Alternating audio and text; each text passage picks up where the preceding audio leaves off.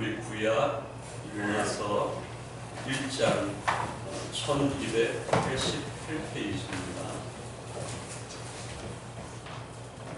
1288페이지 요나서 1장 17절부터 2장 전체를 길지 않습니다. 요나서 1장 17절부터 2장 10절까지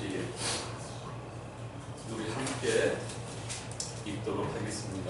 여호와께서 이미 너희를 예비하사 요나를 삼키게 하셨으므로 낮 3일을 물고기 뱃속에 있으리라. 요나가 물고기 뱃속에서 그의 하나님 여호와 그에 기도하여 이르되 내가 죽는다로 말미암아 여호와께 불러하려 했더니 주께서 내게 대답하셨고 내가 서로의 뱃속에서 들어주셨더니 주께서 나의 음성을 들으셨나이다. 주께서 나를 금속 바다 가운데 던지셨으므로 큰 물이 나를 불렀고 주의 평화와 큰 물결이 다 내 위에 넘쳤나이다. 내가 말하기를 내가 주의 궁전에서 쫓겨났을지라도 다시 주의 성전을 바라보겠다 하였나이다. 물이 나를 영까지 둘러싸우며 깊음이 나를 메웠다고 바닷불이 내 머리를 감쌌나이다. 내가 산의 뿌리까지 내려갔사오며 땅이 그 빗장으로 나를 오래도록 막았사오나 나의 하나님 여호와여 주께서 내 생명을 땅에서 건지셨나이다. 내 영혼이 내 속에서 평안할 때에 내가 여호와를 생각하였더니 내 기도가 주께 일어났사오며 주의 성전에 미쳤나이다. 거짓되고 헛된 것을 숭상하는 모든 자는 자기에게 베푸신 은혜를 받았사오나 나는 감사하는 목소리로 주께 제사를 드리며 나의 소원을 주께 갚겠나이다. 구원은 여호와께 속하였나이다 하니라. 여호와께서 그 얼굴에게 말씀하시매 요나를 육체에 토하니라. 아멘. 17절 말씀을 보시면 여호와께서 이미 큰 물고기를 예비하셨다라고 말씀을 하십니다. 우리가 기도할 때 기도하면 하나님은 응답해 주시는 분 물론 맞습니다만 우리가 어떤 일의 시작이 되는가 그러면 하나님께서는 우리를 항상 지켜보고 계시다가 기도하면 그 내용을 면밀히 살피시다가 살아가다 싶으면 응답해 주시고 이렇게 출발이 나른다. 거기에 대해서 또 다른 어떤 사고 방식 17절에는 여호와께서 이미라고 말씀을 하시는 거죠.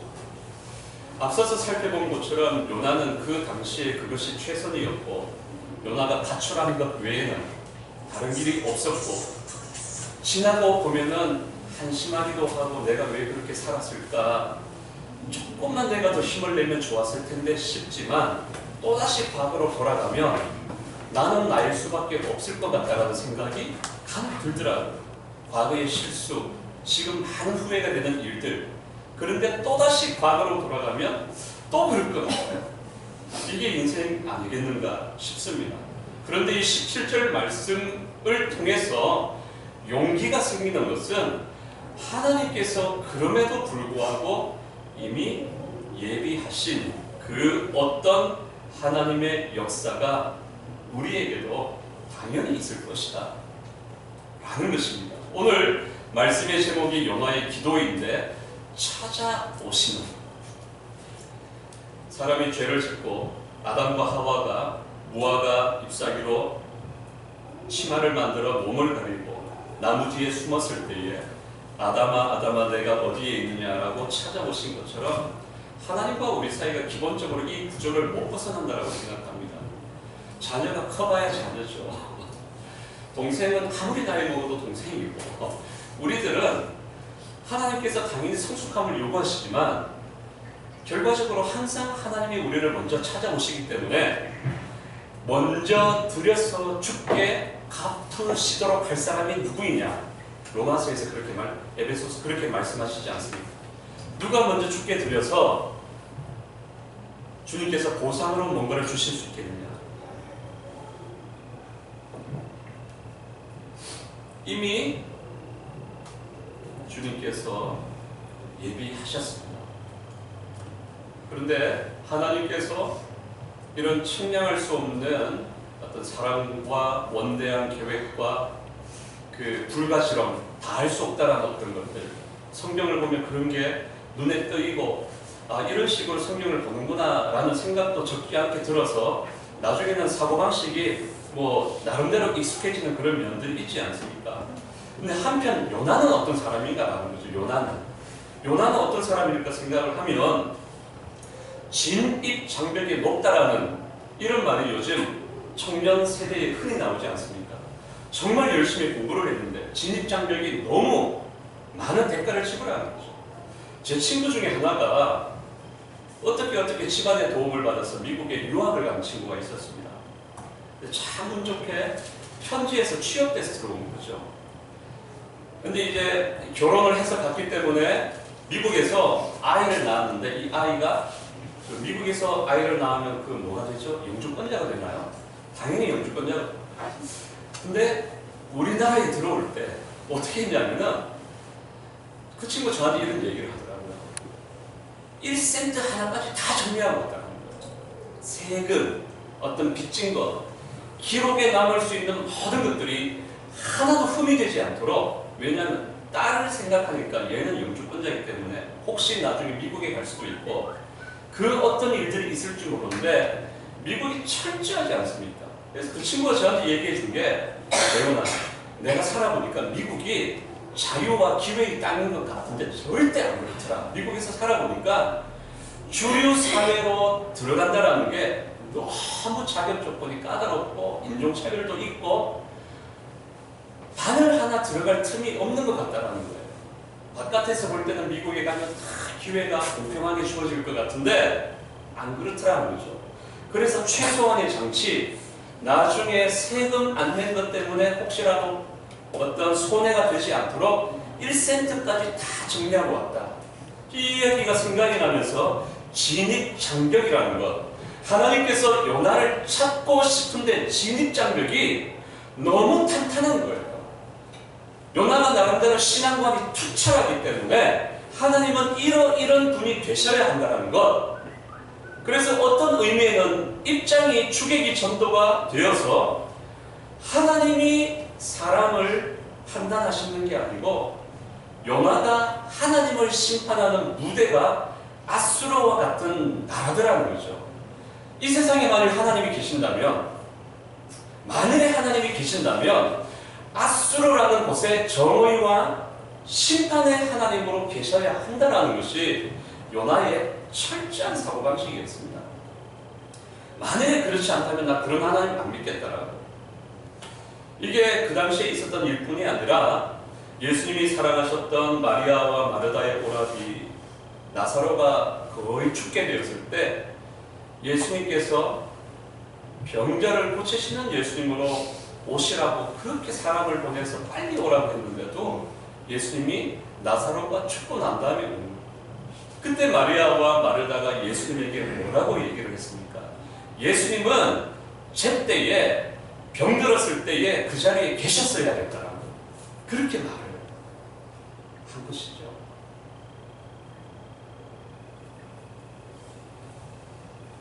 오늘 말씀의 그 제목을 요나의 기도라고 이렇게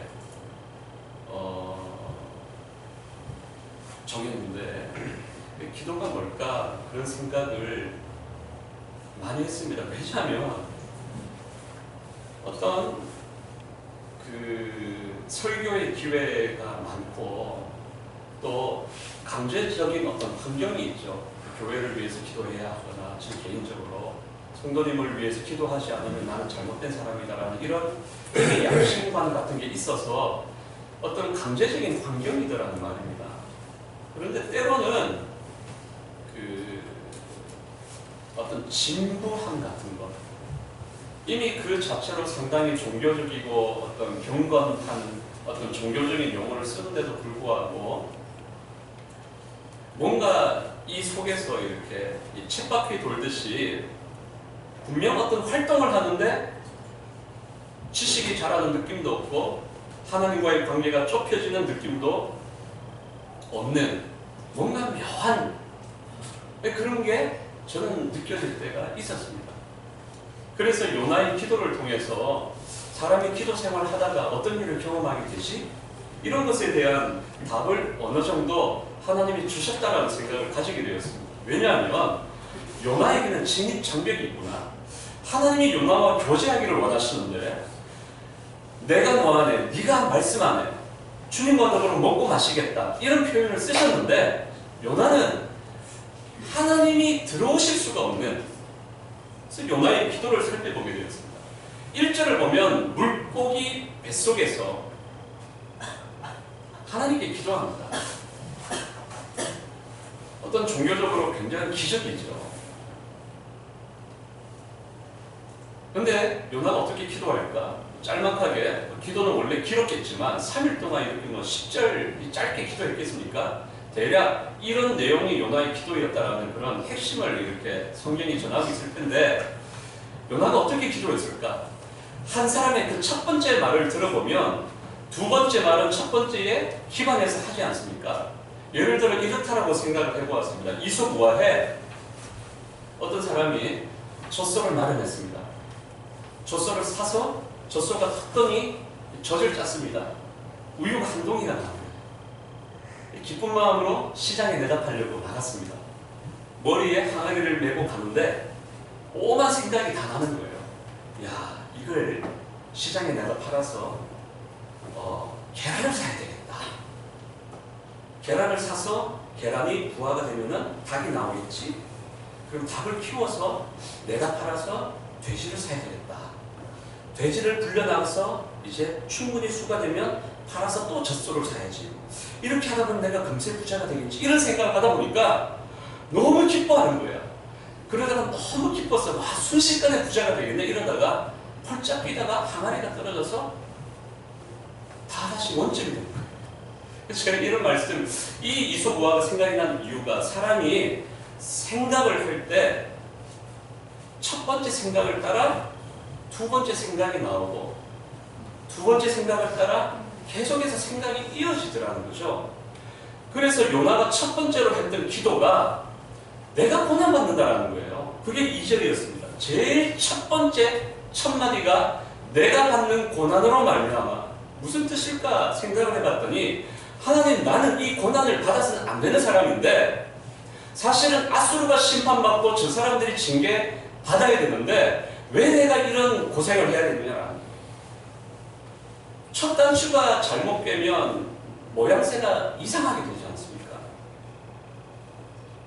그래서 쭉 살펴보는데 이런 방식으로 이 전제가 맞다면 내가 받는 고난으로 말미암아 이미 자기 인생이 고난이고 나는 아무런 털어서 먼지 하나 안 나는데 왜 이 고생을 해야 하는지. 그래서 기도 내용을 살펴보았더니 주로 이제 여호와께 불러 아뢰었더니 주께서 내게 대답하셨고, 기도에 아까 여러 가지 면모가 있겠지만 내가 기도하면 하나님은 항상 살펴보고 계시다가 기도가 타당하면 응답해 주시는 이런 구조가 맞기는 한데, 야, 사람은 진짜 안 바뀌는구나. 물고기 뱃속에 들어갔어도 이 자기가 가지고 있는 틀이 안 바뀌는구나. 그 속에서도 이 모든 것들에 대해서 어떤 다른 가능성도 생각할 수가 없고, 이거는 다 나는 잘못한 거 없는데 이게 어떻게 하다 보니까 이게 고난이구나. 그래, 내가 믿음으로 이겨야지. 이 생각으로 쭉 이렇게 2절, 3절, 4절, 4절에 보니까 뭐 개인적인 열심 뭐 이런 것이죠. 그리고 7절도 그렇습니다. 내 영혼이 내 속에서 피곤하다. 그런데 나는 주를 바라보는 사람이었다. 그래서 하나님께서 뭐 나를 어여삐 여기셔서 내 기도가 주께 상달되었다. 뭐 이런 내용 같아요. 그리고 8절에 보니까 8절과 9절은 누가복음 18장과 거의 내용이 똑같습니다. 바리새인과 세리가 똑같이 기도하러 하나님의 전으로 올라갔는데 한 사람은 감히 하늘을 우러러 고개도 들지 못하고 나는 죄인이라고 가슴을 치는데 바리새인은 어떻게 기도했습니까? 막 감사하면서 나는 저 세리와 같이 토색과 불의와 간음을 하지 않고 11조를 드리고 일회에 9번 금식하고. 근데 9절에 보니 9절 말씀 한번 읽어보십시오. 같이 읽습니다.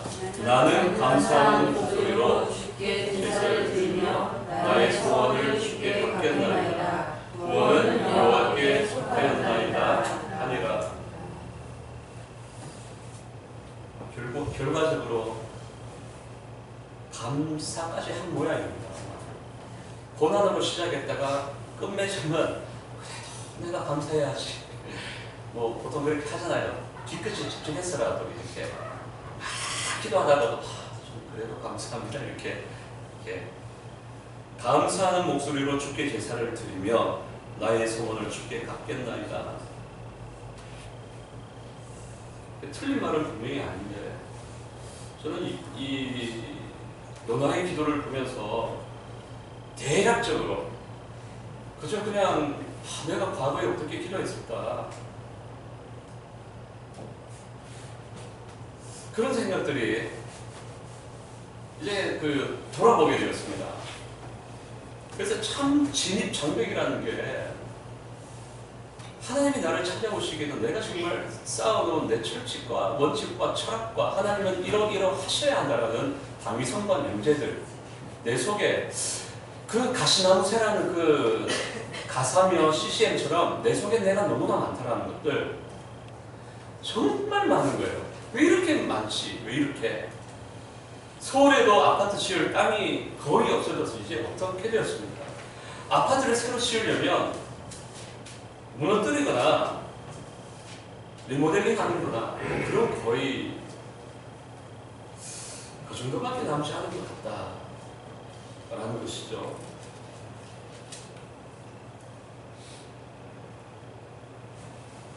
우리 성도님들은 그리고 우리는 지금까지 언제 기도를 했었습니까? 무엇을 기도 제목으로 어디에서 이 세 가지를 한번 저는 우선 떠올랐던 간절한 기도가 아버지가 수술할 때 수술 동의서 쓰고 어머니가 수술할 때 수술 동의서를 다 써봤습니다. 수술 동의서를 쓰니까 절박해지는 거예요. 의사는 나중에 뭔가 면책을 위해서라도 모든 위험을 과도할 만큼 얘기를 하는 것 같아요. 그래서 돌아가실 확률이, 죽을 확률이 몇 %입니다. 거의 뭐 돌아가실 것처럼 얘기하는 거예요. 예. 그러니까 중환자실 앞에서 기다려서 만약 기도가 막 열심히 되는지 중환자실 앞에서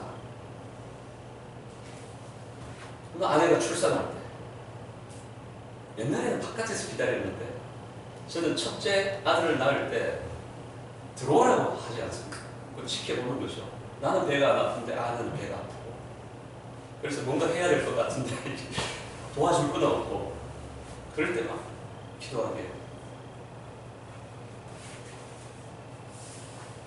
시장이 반찬이라는 말처럼 배고프면 밥을 찾는 것처럼 아프면 의사를 찾는 것처럼 그렇게 기도해 온 것 같다라는 생각이 들었습니다. 물론 나이가 조금씩 많아지고 또 사회적인 경험이 많아지는 것처럼 목회적인 경험이 많아지면서 좀 더 어떻게 기도해야 할까 방법이나 아니면은 사용하는 언어가 세련되어진 건 사실이지만 그것은 어차피 원래 어떤 부대가 있으면 그 부대 속에 좀 더 여백을 채우는 의미였지 내가 정말 새로워졌을까?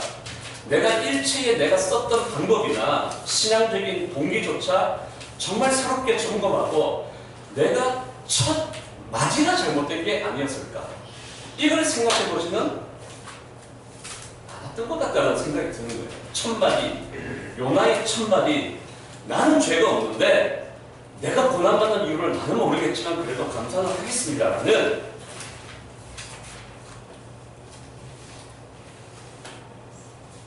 하나님께서 어떤 하나님이실까? 요나를 통해서 하나님은 강제적인 기도의 환경을 때로는 그렇게 얘기하시는구나. 자발적일 때 모든 다시스로 하도록 자기가 선택할 그럴 때에 이렇게 스스로 기도의 환경을 만들고 기도하면 제일 좋겠지만 아유 그게 안 되더라고요. 됩니까? 되시던가요? 평안할 때는 놀고 싶더라고요. 날씨가 좋으면 바깥으로 나가고 싶고 뭔가 조금이라도 주머니에 여유가 생기면 가족이라도 펜션 캠핑이라도 가고 싶지 그 시간에 뭔가 절박한 마음이 생기거나 기도하고 싶다는 생각은 아무래도 절박한 환경일 때보다는 덜 생기더라고요. 또 오늘 요나의 기도를 통해서 한 가지 얻게 된 교훈과 굉장한 용기는 오히려 더 생기게 되었습니다. 과연 내가 신실해서 하나님께서 축복하시는 걸까? 이것은 굉장히 중요한 신학적인 요리를 담고 있습니다. 왜냐하면 이 부분에 있어서 입장 차이가 조단이 분열되기도 한다라고 많은 사람들이 이야기를 합니다. 어떤 사람은 사람이 하나님의 구원을 위해서 정말 애를 쓰고 굉장히 많은 헌신과 규칙을 세워야 한다라고 주장하는 사람들이 있고 그 반대로 똑같은 요리를 전하더라도 그 반대쪽에 있는 하나님께서 절대적인 은혜로 구원하신다라는 이쪽을 강조하는 사람들도 있습니다. 이것은 분리될 수 없고 동전의 앞뒤면과 같이 균형감 있게 나아가야 되는 그런 진리의 한 면모라고 생각이 되어집니다만 오늘 우리가 강조점으로 삼아야 한다고 생각하는 것은 요나가 그 기도가 올바르고 자기 자신을 잘 돌아보고 하나님 앞에 정말 겸손했기 때문에 큰 물고기가 요나를 육지에 뱉어내었던가? 절대 아닐 것 같아요.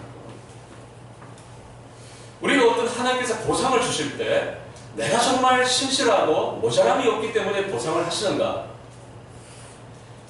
여기에는 자기 기질도 정말 관련이 많이 되어지는 것 같아요. 내가 직접 그 일을 하지 않으면 성이 안 차는 사람은 하나님 앞에 이 진리에 도달하기가 참 남들보다 상대적으로 많이 어려워하는 것 같아요. 내가 일을 하고 내가 직접 뭔가를 해야 되지 하나님 앞에 내가 일도 하지 않으면서 하나님의 은혜를 바란다는 것은 너무 뭔가 잘못된 것 같은 도덕적인 장애물들이 남달리 많이 있는 사람들이 있더라는 거예요. 이 사람들은 자기의 어떤 투신하고 싶은 어떤 사회적으로 깊이 들어가서 그 속에 하나님의 나라를 구현하고 싶은 열망들이 너무 강해서 책상 앞에 있는 것이 사치처럼 여겨지기 때문에 그거는 뭔가 아주 잘못된 것처럼 여겨지는 이런 기질도 있는 것 같다라는 것을 이런 사람 저런 사람 만나다 보니까 그런 사람도 있더라고요. 그런데 오늘 읽었던 마지막 말씀에 10절은 어떻게 말을 합니까? 10절을 한번 읽어보시죠. 여호와께서 그 물고기에게 말씀하시매 요나를 육지에 토하니라. 왜 그 물고기에게 말씀하셨을까요? 이 질문입니다.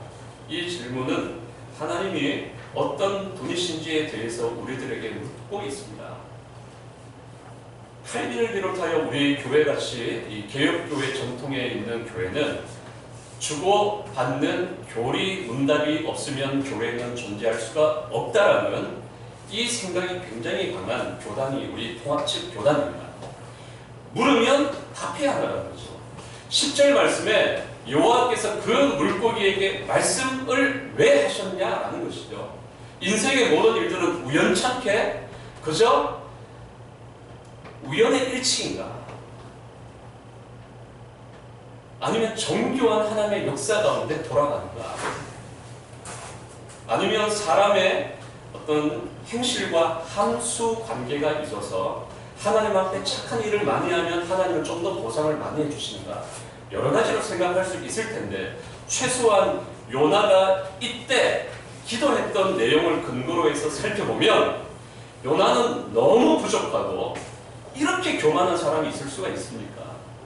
이 정도로 직접적인 메시지를 주셨는데도 불구하고 나는 고난받는 사람이다 라고 생각하고, 물론 기도의 말미에 감사하는 목소리라 하지만은 누가복음 18장에 바리새인을 보는 것과 거의 개인적으로 너무 비슷하다, 이 두 사람은.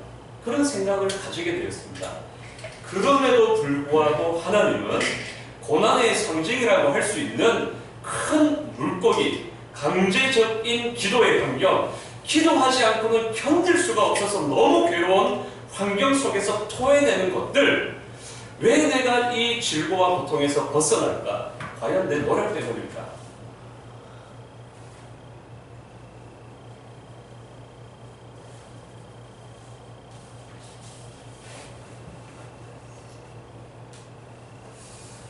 오늘 요나의 기도라는 이 제목 속에서 첫 번째 사람의 어떤 원칙, 신앙적인 생각의 토대 속에 기도를 하든지 말씀을 묵상하든지 신앙적인 어떤 고민이나 사회적인 현상을 고민하든지 첫 번째 자기의 명제로부터 그 사람의 어떤 논리가 구성이 되는구나라는 것을 우리가 알게 되었고, 하나님께서 기도하는 사람이 올바르고 타당하고 정말 성숙하기 때문에 응답하시는가? 물론 우리는 그런 삶을 살도록 요구받고 있지만 하나님은 측량이 안 된다는 거예요. 너무 신실하시고 왜 이런 사랑을 나에게 베푸시는지 인과관계가 짝이 안 맞는 것이죠. 내가 원인이 되어서 축복을 받는다라고 하기에는 원인이 너무 부실하고, 내가 하나님 앞에 신실하게 살고자 노력하는 노력이 없었던 것은 아니지만 왜 이런 축복을 받는지 내 인생만으로는 설명이 안 되더라 라는 것을 아주 중요한 신앙의 요리로 오늘 살펴보게 되었습니다. 그러면 마지막으로 기도를 해야 하나 말아야 되나? 손가락 빨면서 기다려야 되나? 그럼 도대체 사람은 어떻게 해야 되나? 기도를 되든지 안 되든지 반드시 해야 한다 라는 것이죠. 그래서 일본의 교권 중에 이런 교권을 들은 적이 있습니다. 누가 복권에 당첨되는가? 누가 복권에 당첨되는가?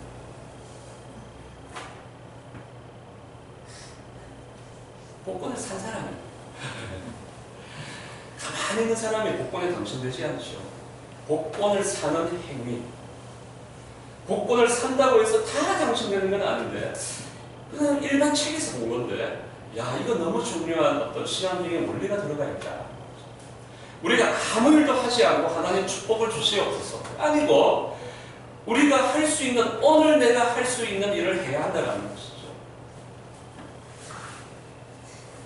우리가 오늘 들은 말씀을 기억하면서 하나님 앞에 내가 가지고 있는 구체적인 이 믿음의 환경을 생각하면서 절박한 그 일이 얼마만큼 절박한지 불구하고 우리가 하나님 앞에 이 시간 다시 한번 기도하는 시간을 가지도록 하겠습니다. 하나님 아버지, 요나의 첫 번째 기도로부터 감사로 종결되는 그 기도가 하나님, 이 하나님의 말씀을 살필 때 내 모습을 보는 것 같습니다.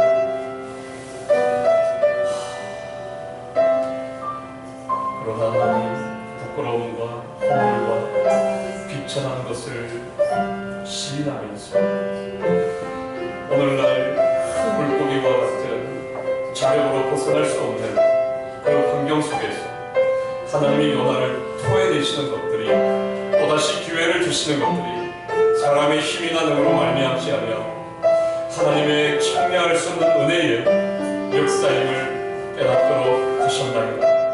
때로 우리들의 신실하지 못하고 돌아보면 후회가 되는 것들로 또다시 하나님을 찾기에는 너무나 부끄러워서 기도할 용기조차 잃어버릴 그때에 하나님이 말씀을 기억하게 하여 주셔서 자녀로서 자존감과 자녀로서 용기를, 부모를 바라보는 그 용기처럼 아버지 하나님이시여 가장 좋은 것을 주시지 않겠느냐. 아버지 하나님이여 구하라. 자녀가 문을 두드리라 말씀하시는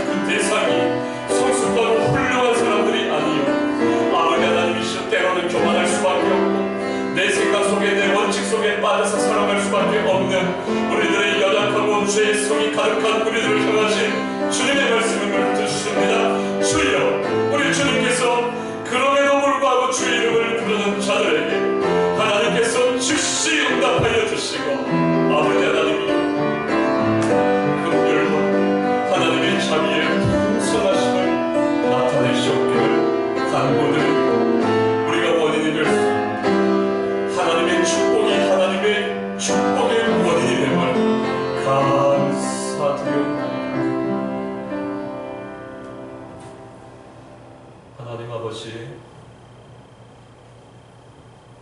하나님께서 용기를 잃어버린 사람에게 하나님의 은총이 주의 백성들에게 용기의 원인이 되게 하여 주시고, 보고자 하는 자, 잘 보이지 않을 어떤 벽을 만났을 때 이미 예비하신 하나님을 신뢰하게 하여 주옵시고, 우리가 가진 논리로는 담을 수 없는 하나님을 만나서 당황스러울 때는 주여, 오늘 주신 요나의 말씀을 통해서 이것 또한 과정의 일부분이요 하나님의 은혜로 지나가도록 하실 것을 또한 믿게 하여 주시옵소서.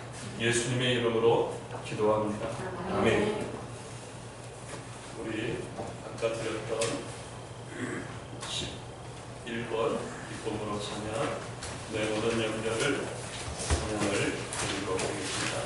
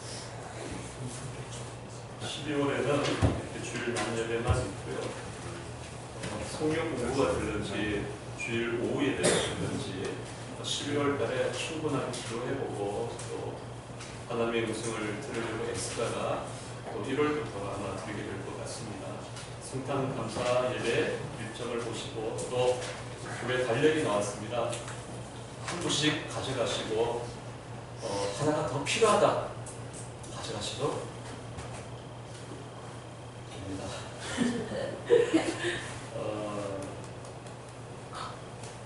다 같이 일어나셔서 우리 마지막 찬양, 기쁨으로 찬양, 우리 419번 찬양 드리도록 하겠습니다.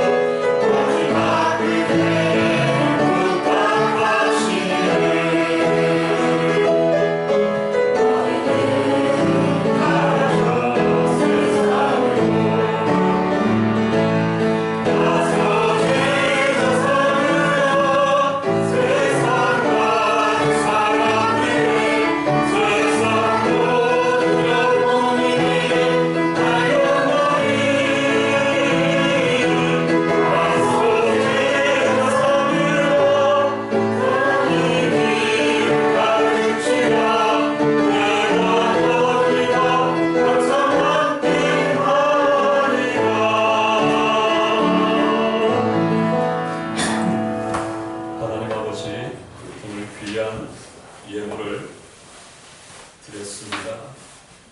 이 예물 속에 우리가 오늘 가진 생각들과 오늘까지 경험한 것들과 부족하다 할지언정 내가 표현할 수 있는 모든 것들을 주께 드렸사오니 때로는 그것을 순교로, 때로는 부재와 불쌍한 사람 생각해주세요. 때로는 하나님 나의 모든 것이 주께로부터 말미암았습니다. 우리 하나님 이런저런 이유로 우리 하나님 앞에 우리 신앙을 표현한 그 예물이 하나님의 영광 가운데 쓰여지게 하옵시고 주님 드린 손길들이 오베데돔의 집과 같이 모든 소유물에 이르기까지 복받게 하여 주시옵기를 원합니다.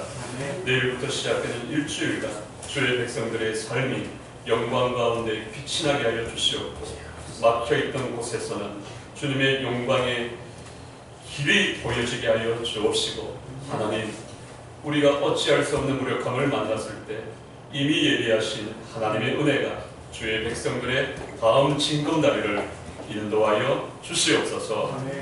지금은 우리 구주 예수 그리스도의 은혜와 우리 아버지 하나님의 사랑하심과 성령 하나님의 교통하심과 내주하심이 주님께서 스스로 일하시며 주님께서 주의 은택으로 주의 백성들을 축복하기를 즐기하신 것을 믿는 주님의 백성들 놀이위회와 성도의 기업들 위회와 간구하는 모든 기도의 제목들 내용들과 가정과 교회와 열방위회 이제로부터 영원까지 함께 하시옵기를 축원하옵나이다. 아멘.